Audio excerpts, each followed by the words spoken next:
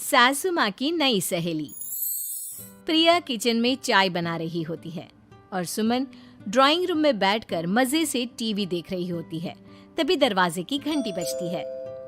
प्रिया, जरा देखना तो कौन आया है। देखती हूँ मम्मी जी।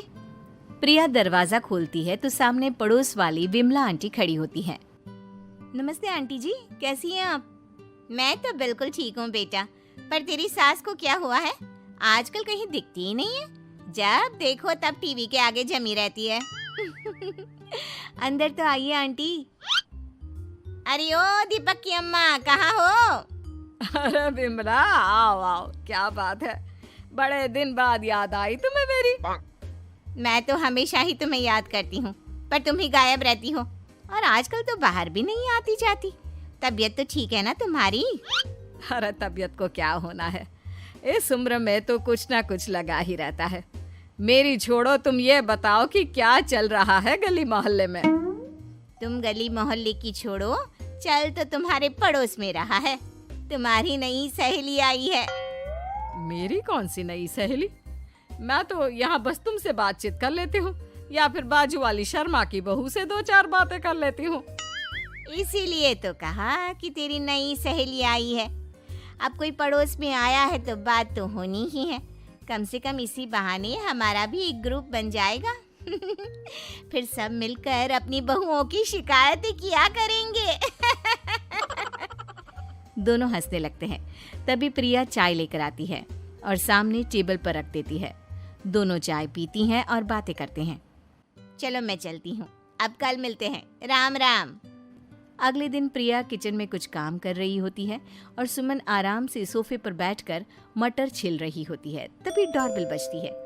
प्रिया दरवाजा खोलती है तो सामने उनकी नई पड़ोसन खड़ी होती है। जी, आप कौन? मैंने पहचाना नहीं। नमस्ते बेटा, मैं शारदा, आपके बगल वाले घर में अभी 2-4 दिन पहले ही शिफ्ट हुए हैं। ओह अच्छा अच्छा अच्छा, नमस्ते आंटी, अंदर आइए ना आप। देखिए तो मम्मी जी, आज कौन आया है। इतना कहकर प्रिया किचन में चाय बनाने चली जाती है। नई पड़ोसन को घर पे देखकर सुमन थोड़ा हैरान हो जाती है। नमस्ते बहन जी, मैं शारदा, आपकी नई पड़ोसन। अच्छा अच्छा, आप हैं हमारी नई पड़ोसन। आइए आइए, और बताइए कैसी हैं आप? जी बिल्कुल ठीक हूँ। वो दरअसल घर पर छोटी सी पूजा रखवाई थी, बस उसी का प्रसाद देने चली आई। सोचा इसी बहाने नए पड़ोसियों से भी मुलाकात हो जाएगी। ये तो बहुत अच्छा सोचा आपने। सुमन प्रिया को आवाज लगाती है। अरे ओ बहू, जरा चाय पानी का तो आके पूछ लो। ये आजकल की बहुएं भी ना, जब तक बोलो नहीं तब तक कुछ नहीं करेंगी। आई मम्मी जी। प्रिया चाय लेकर आती है। दोनों बैठकर चाय पीती हैं और खूब सारी बातें करती हैं। अच्छा बहन जी, अब मैं चलती हूँ, फिर मिलते हैं। अब तो आना जाना लगा ही रहेगा। शारदा के जाने के बाद प्रिया किचन से बाहर आती है। क्या बात है मम्मी जी, आप दोनों को देखकर तो लगा ही नहीं कि पहली बार मिल रही हो। आप दोनों तो बिल्कुल बिछड़ी हुई सहेलियों की तरह बातें कर रही थी। अरे जब दो औरतें मिल जाती है ना, तो बातें अपने आप ही निकल आती है। अब तू अपने काम पर ध्यान दे, बातों पे नहीं। ऐसे ही कुछ दिन बीत जाते हैं। अब सुमन और शारदा अच्छी सहेलियां बन गई होती हैं।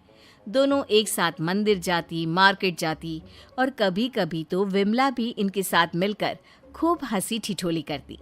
एक शाम तीनों बैठकर सुमन के घर पर चाय पी रही होती हैं कि तभी बहुत तेज बारिश शुरू हो जाती है। सुमन जोर से प्रिया को आवाज लगाती है। प्रिया, ओ प्रिया, देख कितनी तेज बारिश हो रही है। जाके छत से सारे कपड़े ले आ, नहीं तो सब भीग जाएंगे। सुमन 2 बार आवाज लगाती है लेकिन प्रिया का कोई जवाब नहीं आता। शायद प्रिया कुछ काम कर रही है, इसीलिए कुछ जवाब नहीं दे रही।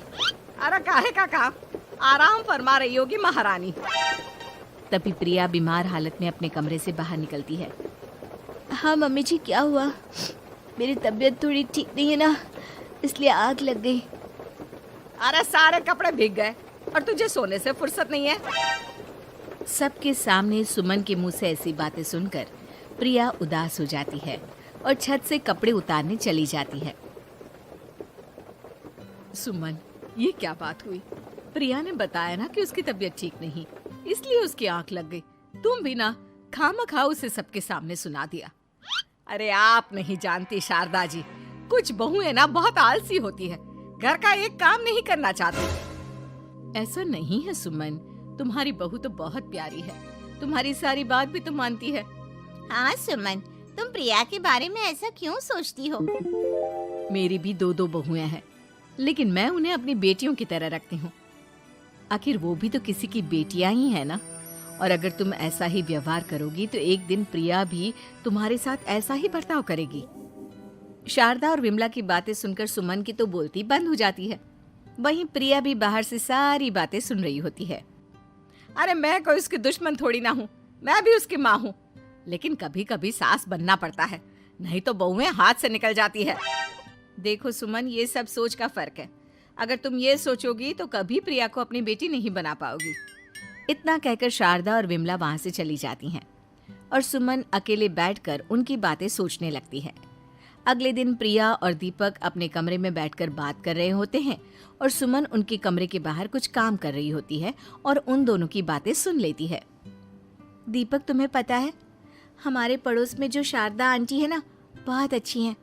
अच्छा, ऐसा क्या हो गया जो तुम्हें वो इतनी अच्छी लगने लग गई? कुछ खास नहीं, बस कल जब मम्मी जी मुझे सबके सामने सुना रही थी तो शारदा आंटी ने मेरा साथ दिया। मैं तो सच में हैरान ही रह गई थी जब उन्होंने मम्मी जी को मुझसे ऐसा बर्ताव करने के लिए मना किया। अच्छा, फिर क्या हुआ? होना क्या था, शारदा आंटी तो मम्मी जी को समझा ही रही थी कि बहू को भी बेटी की तरह ही रखना चाहिए, लेकिन मम्मी जी तो मम्मी जी है ना, उन्हें तो मुझ में हमेशा कमी ही दिखती है। काश मुझे भी शारदा आंटी जैसी सास मिली होती जो मुझे भी अपनी बेटी जैसी समझती। सुमन ये सब सुनकर बहुत उदास हो जाती है और वहां से चली जाती है। प्रिया की बातें सुमन के कानों में बार बार गूंज रही थी। उसे बहुत शर्मिंदगी महसूस हो रही थी कि उसने प्रिया के साथ बहुत गलत किया है। अगले दिन सुमन शारदा और विमला को बुलाती है।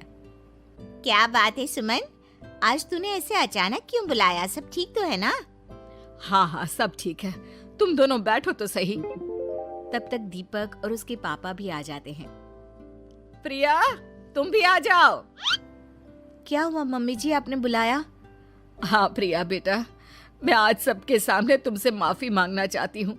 मैंने आज तक तुम्हारे साथ बहुत बुरा व्यवहार किया है, लेकिन तुमने कभी भी मेरे साथ बुरा बर्ताव नहीं किया। मुझे अपनी गलती का एहसास हो गया है, हो सके तो मुझे माफ कर देना। प्रिया अपनी सास की बातें सुनकर हैरान हो जाती है। उसकी आंखों में आंसू आ जाते हैं। प्लीज मम्मी जी, आप मुझसे माफी मत मांगिए, मैं भी आपकी बेटी ही हूँ। वैसे एक थैंक यू तो मेरी नई सहेली को भी बनता है, जिसकी वजह से मुझे मेरी गलती का एहसास हुआ। शारदा बहन, आपका बहुत बहुत शुक्रिया जो आपने मेरी आंखें खोल दी। अरे क्या सुमन, तुम भी ना। तो फिर इसी बात पर चाय और पकोड़े हो जाए? हाँ, क्यों नहीं।